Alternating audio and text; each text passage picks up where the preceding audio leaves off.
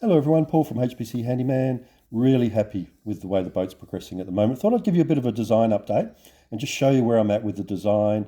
And of course, anything that you can think of that will help me improve this design, please leave it in the notes below.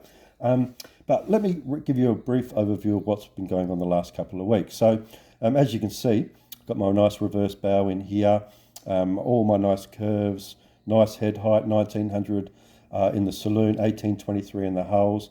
You can see my sole down here. There's the waterline marker here.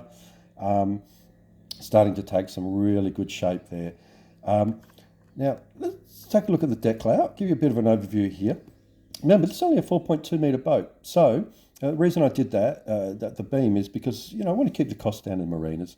Want to, and make it easier, cheaper, smaller to build, and a little bit more of a race boat, nice, a bit of a quicker boat. So here she is. Note I've added trampolines. Trampolines are really important on catamarans. This has got quite a slow bridge deck, this one. So if we're starting to take any water over the front, you want to get that water off your foredeck as soon as possible. Keep the buoyancy up forward. So these are basically big drains. If we start hitting some swell, water will come in and drain out through my trampolines. One of the things I'm going to do too is I'm going to build a little niche in here. So this will be your steering position. I love a boat with tiller steering. Catamarans, you've got to have tiller steering on a cat. Obviously, you can't do it on some of the bigger ones, but on these smaller cats, having tiller steering makes all the difference. You're in touch with the boat. You can feel it tracking, you can feel it moving. Really, really good to have tiller steering. So I'm going to make a beautiful little niche or a little pod here where you can sit out and you can sit out and steer the boat on the high side. Same this side. If you don't want to steer the boat, just engage the autopilot. Use the app on your phone. Simple as that. But yeah, that's what I'm planning to do. Don't forget, this is the E3000 too. Really excited about that. Fully electric boat. I'm an electrician by trade. I'm also a qualified electronics engineer. So I'm going to turn this boat into a beautiful high-tech machine. Really looking forward to that. Probably going to mount a little pod, 12 horsepower pod electric motor under here. Don't know whether I'll make it retractable. The particular pod motor I'm looking at is actually has a regen property, so I can regenerate as I'm sailing. The only downside to this particular pod is you've got to use their battery. Now, I was planning on putting a very nice battery bank in here. 800 amp hours of lithium, to be honest. Only comes in at about 80 kilos, 80, 90 kilos of weight. And where I was planning on putting those is right down low. This picture down here is probably a better place to show you. So here's my sole here. So I'll probably run the batteries in here somewhere, which translates to under these bunks in here. So a pair of 200 amp hours there, a pair of 200 amp hours here, and that is close to my center of gravity and close to a position where I'm not going to mess up the weight of the boat, mess up the balance of the boat. On that note too, while I'm here, I'm planning on, there's my sole. So this highlighted line here is my sole. I was planning on running some water tanks.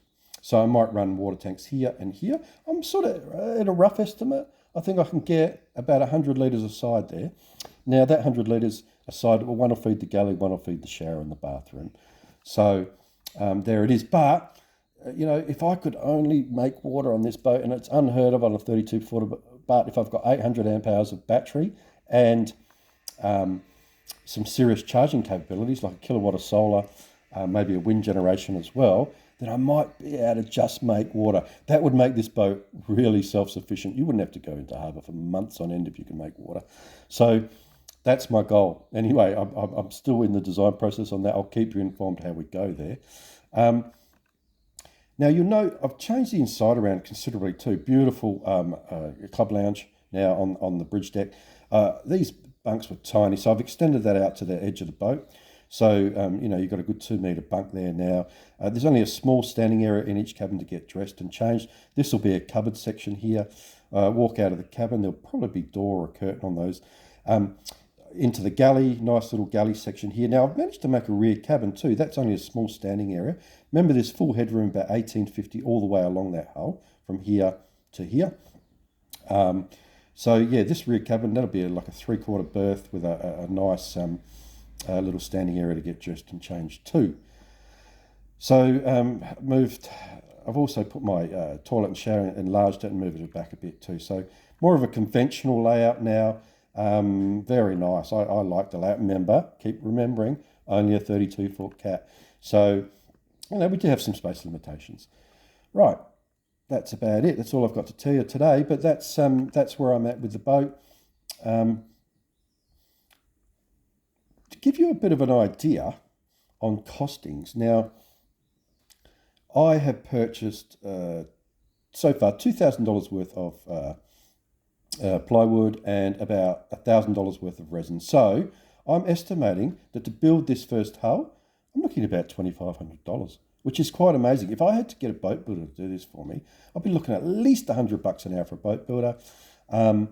Instead of building this hull for $2,500, it would probably be more like 15 grand. So really pleased with it so far. I think, and my rough estimate so far, I think I can build this entire hull. That's with nothing fitted out, just all the timber, all the resin, everything, for about $10,000. So I'll keep you well informed. I'll actually do a costing video shortly, and I'll keep you informed exactly how much it's costing me. Also, another interesting point, yesterday, after I completed the frames, I weighed them all.